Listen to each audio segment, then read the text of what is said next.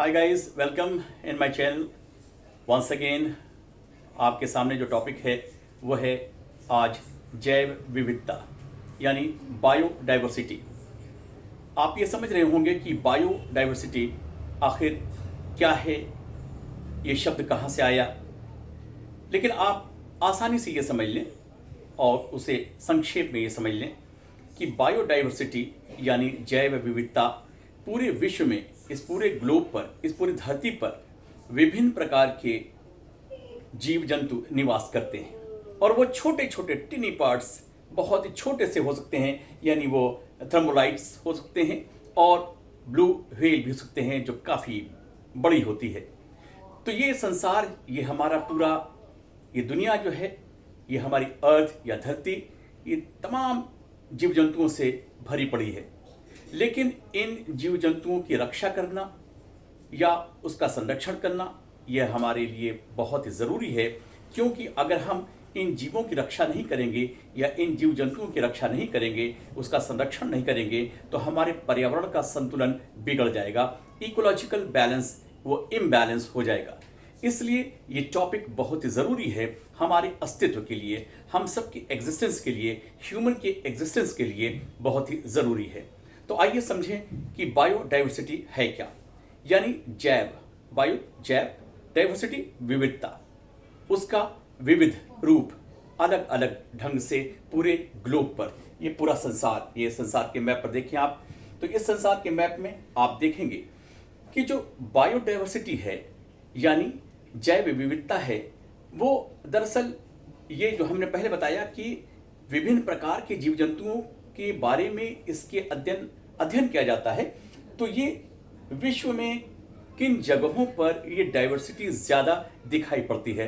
पहले अगर आप इस विश्व के नक्शे पर देखें तो नॉर्थ और साउथ, इसमें अगर बीच में आप आए इक्वेटोरियल यानी विषुवत रेखीय भाग पर, जब 0 लैटिट्यूड पर 0 अक्षांश से 30 अक्षांश ऊपर यानी 30 डिग्री नॉर्थ और 30 डिग्री साउथ, इनके ठीक बीच का जो भाग है वो उष्ण कटिबंधीय है यानी ट्रॉपिकल टाइप का है। यहाँ सबसे ज़्यादा बायोडाइवर्सिटी पाई जाती है। बिल्कुल ठंडे स्थानों पर, चाहे उसको आप आर्कटिक का क्षेत्र कह लें और चाहे इधर अंटार्कटिका का क्षेत्र कह लें, वहाँ बायोडाइवर्सिटी कम पाई जाती है। दरअसल इसके लिए यूएनओ ने, हमारे यूनाइटेड नेशंस ने बायोडाइवर्सिटी के बारे में अध्ययन किया और लोगों को जागरूक किया, लोगों में जागरूकता पैदा की। इसका कारण क्या है और क्यों इसको हम आगे बढ़ाने की कोशिश कर रहे हैं, इसके बारे में लोगों को अवेयर कर रहे हैं। इसका मुख्य कारण यही है कि जो पहले हमने बताया कि स्वयं मनुष्य अपने एग्जिस्टेंस के लिए ये जीव जंतुओं की रक्षा कर रहा है, उसके बारे में सोच रहा है, उसका संरक्षण कर रहा है। तो इसलिए बहुत पहले वे बैक 1992 में नैरोबी, जो केन्या की राजधानी है, ये अफ्रीका आप देख रहे हैं, ये केन्या है, यहाँ नैरोबी में एक अंतर्राष्ट्रीय सम्मेलन हुआ। उसके बाद लोगों ने 22 जो आपका मई है, 22 मई को अंतर्राष्ट्रीय जैव विविधता दिवस मनाने का फैसला किया। तो ये जीव जंतु जिसे हम आज समझ रहे हैं यूं ही ऊपर उड़ते हुए पंछी, जमीन पर रेंगते हुए या चलते हुए, दौड़ते भागते हुए, जंगलों में रहने वाले बहुत सारे जीव जंतु आपने देखे होंगे। लेकिन बहुत सारे टिनी पार्ट्स ऐसे भी हैं, छोटे छोटे जीव ऐसे हैं या जंतु ऐसे हैं, बैक्टीरियाज ऐसे हैं जिसे हम अपनी खुली आंखों से नहीं देख पाते हैं, लेकिन वो हमारे पर्यावरण के लिए बहुत ज़रूरी हैं। लेकिन आप ये देखें कि अगर विश्व में देखा जाए तो करोड़ों की संख्या में अनेक प्रकार की प्रजातियां हैं, विविधता इतनी ज़्यादा है। आपने हिंदू धर्म में भी सुना होगा कि 84 लाख योनियों में होकर के आत्माएं जाती हैं। तो ये मैथोलॉजिकल चीज़ें हैं, लेकिन आप इस तरह से समझ लें इसको कि हम हर साल अगर ओशनोग्राफी में केवल समुद्र विज्ञान के बारे में देखें, समुद्र की खोजों के बारे में देखें, तो वहाँ खुद न जाने सैकड़ों से लेकर के हज़ारों की तादाद में नए प्रकार के समुद्री जीव पाए जाते हैं, उसके बारे में अध्ययन होता है। बहुत सारी ऐसे अभी हमारे पास सागर महासागर हैं या झीलें हैं जिसमें अभी तक जो अध्ययन है बहुत कम हो पाया है, बहुत कम जीव जंतुओं का हम उस पर अध्ययन कर पाए हैं। लेकिन उसके बावजूद ये जो करोड़ों की संख्या में जीव जंतु हैं, उससे हम खास तौर से देखेंगे जो हमने अभी बताया, 0 अक्षांश से लेकर के 30 अक्षांश 30 अक्षांश ऊपर यानी नॉर्थ में और साउथ में, ये पूरा का पूरा जो हिस्सा होता है जो बीच वाला है जिसको कहते हैं उष्ण, उसके अंदर पानी पाए जाने की जो खास कारण है। और इसमें पहले हम आपको देशों के बारे में बताते हैं। अगर थोड़ा सा नॉर्थ अमेरिका और इसके नीचे आए, थोड़ा मिडिल अमेरिका के पास में भी कई देश शामिल हैं इसमें। जैसे आप देखिए मैक्सिको है, कोलंबिया है, इसके नीचे देखिए इक्वाडोर है साउथ अमेरिका में, और फिर उसके बाद देखिए पेरू है, ब्राज़ील है। फिर अफ्रीका में अगर जाएं आप तो आपको दिखाई देगा कांगो का हिस्सा, ये हिस्सा मेडागास्कर है। फिर इस तरह से भारत है, चीन है, इंडोनेशिया है, मलेशिया है और फिर ऑस्ट्रेलिया है।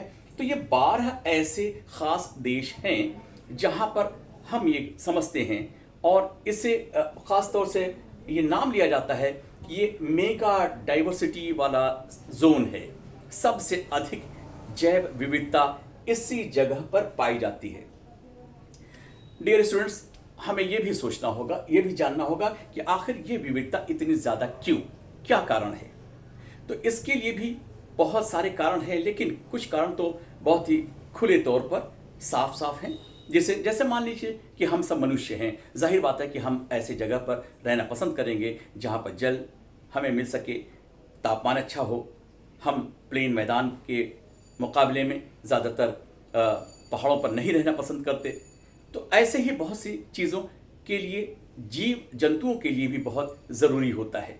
उसके लिए भी क्या है, जलवायु कैसी होनी चाहिए। तो उसके लिए बहुत ठंडी जलवायु, बहुत ही फ्रिजिड जोन में अगर देखें आप तो ऐसा नहीं है, वहाँ पर कम ही जीव जंतु पाए जाते हैं, उनमें विविधता ज़्यादा नहीं होती है। एकदम उसके विपरीत कॉन्ट्ररी अगर आप देखें, उसके विपरीत देखें तो अगर आप इन कांगो के बेसिन में या अमेजन की बेसिन में या फिर इधर इंडोनेशिया मलेशिया में अगर आप देखना चाहें तो यहाँ बहुत ही ज़्यादा विविधता है।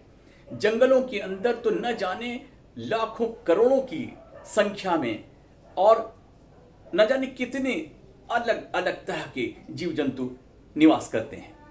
तो ये विविधता इन्हीं बीच में पाई जाती है। वो जलवायु के कारण बहुत ठंडक नहीं है, बेतहाशा गर्मी नहीं है, लेकिन फिर भी गर्म है जलवायु। यहाँ पर बहुत ही वर्षा उसके अंदर ठीक है, तापमान भी उसके अंदर पाया जाता है। इसके अलावा ऊंचाई, बहुत ऊंचाई पर जीव जंतुओं का निवास कम होता है। प्लेन में, जंगली क्षेत्र में, दलदली क्षेत्र में इन पर जैव विविधता पाई जाती है। इसी प्रकार मिट्टी कैसी होगी, मिट्टी जाहिर बात है कि अगर एरिड लैंड हो या फिर बिल्कुल ही सूखा क्षेत्र हो, बंजर जिसको जगह कहते हैं, तो उन जगहों पर जैव की विविधता कम पाई जाएगी। लेकिन उन स्थान पर जहां मिट्टी बहुत अच्छी होगी, फर्टाइल होगी, उपजाऊ होगी, ऐसे जगह पर जीव जंतु बहुत ज़्यादा होंगे, विभिन्न प्रकार के होंगे, विविधता उसकी ज़्यादा होगी। इसी प्रकार एक चीज़ और बीच में आपको बताते चले आपके नॉलेज के लिए कि जब ये सारे के सारे महाद्वीप जुड़े हुए थे, उसको पैंजिया ग्रुप कहते हैं। आप देखेंगे कि इस अफ्रीका का पश्चिमी भाग और अमेरिका यानी दक्षिणी अमेरिका का जो पूर्वी भाग है, यहाँ पाए जाने वाले जीव जंतु एक समान ही पाए जाते हैं, एक प्रकार की वनस्पति भी पाई जाती है। तो ऐसा करने से ये बीच वाला जो हिस्सा मैंने आपको बार बार बताया है कि हमेशा ये बीच वाला हिस्सा महत्वपूर्ण होगा जैव विविधता के लिए। इसके अलावा आखिर हम इन जीव जंतुओं का संरक्षण क्यों करें, एक सवाल पैदा होता है और बार बार कि आखिर हमारा संयुक्त राज्य अमेरिका जो इसका हेड है एक तरह से, और हमारे पश्चिमी देश, इसके अलावा बहुत सारे जो डेवलपिंग कंट्रीज हैं, ये सारे के सारे सोच में पड़े हुए हैं और सारे के सारे एक दूसरे से तारतम्य बनाए हुए हैं कि आखिर हम इसका संरक्षण किस प्रकार करें। अपने अपने देशों में तरह तरह के कानून बने हैं। भारत में भी देखिए यहाँ पर वाइल्ड डिफेंस जो प्रोटेक्शन एक्ट बना, वो भी 1972 में बन चुका था। इसी प्रकार विश्व के अनेक देशों में जीव जंतुओं की सुरक्षा के लिए, उसके संरक्षण के लिए बहुत सारे कानून बनाए गए हैं। लेकिन ये कानून क्यों बनाए जा रहे हैं? क्या जीव जंतुओं का, मैंने बताया कि छोटे से छोटे भी कीट पतंगे और बड़े बड़े शरीर वाले जीव जंतु, इन सब की रक्षा करना हमारा धर्म हो गया है आज ज़्यादा करके। क्योंकि आज से 20,000 साल पहले या 10,000 साल पहले वो बातें नहीं थी, लेकिन मनुष्य आज एडवांस हो गया है, मनुष्य और आगे बढ़ चुका है, बहुत आगे जा चुका है। इसमें पर्यावरण के संतुलन के संबंध में हम सब एक दूसरे को जान रहे हैं और इसकी अहमियत या इसकी इंपॉर्टेंस समझ रहे हैं। इसलिए हमें इन जीवों की रक्षा इसलिए करनी है क्योंकि हर जीव इस दुनिया में, इस संसार में, इस ग्लोब के ऊपर यहाँ महत्वहीन नहीं है। इंपॉर्टेंस उसकी हर जगह है। एक छोटा सा एक कीड़ा ले लीजिए, उसकी भी एक ज़रूरत है। केचुए को ले लीजिए, वो खाद के रूप में, फर्टिलाइजर्स के रूप में उसका इस्तेमाल जैविक खाद के लिए आज प्रयोग में लाया जा रहा है। मिट्टी को सही करने के लिए, उपजाऊ करने के लिए केचुओं की ज़रूरत होती है। इसी प्रकार कछुए एक प्रकार से सफाई के यंत्र होते हैं। झीलों में, समुद्र में, नदियों में डाले जाते हैं। तो इससे ये पता चलता है कि कछुए हमारे लिए कितने ज़्यादा ज़रूरी हैं। इसी प्रकार गिद्ध हमारे लिए कितने ज़्यादा, वॉल्चर्स कितने ज़्यादा ज़रूरी हैं। वो तो सफाई कर्मी हैं, हमारी इस धरती के ऊपर बहुत ज़रूरत है। इसी प्रकार मेढकों की, फ्रॉक्स की कितनी ज़रूरत है। वो मच्छरों के जो अंडे होते हैं छोटे छोटे, उनके लेयर्स को खा जाते हैं, तो मच्छरों की तादाद भी कम इससे हो जाती है। आपको एक बहुत ही रोचक बात बता दें इस संबंध में कि अगर सारे दुनिया के, सारे संसार के जो उड़ने वाले पंछी हैं एक दिन के लिए हड़ताल कर दें, स्ट्राइक कर दें, मान लीजिए, सपोज दैट, तो जानते हैं क्या?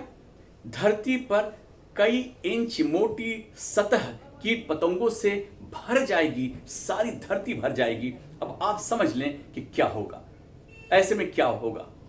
तो ये जो पर्यावरण का संतुलन है, हर जीव एक दूसरे से जुड़ा हुआ है।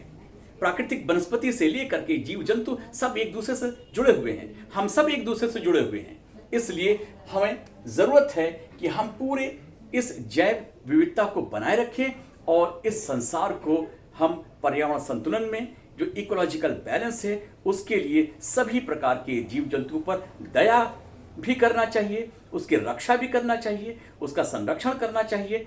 लेकिन इसका ये मतलब बिल्कुल नहीं हुआ कि ये मनुष्य से भी ऊपर हो गए हैं।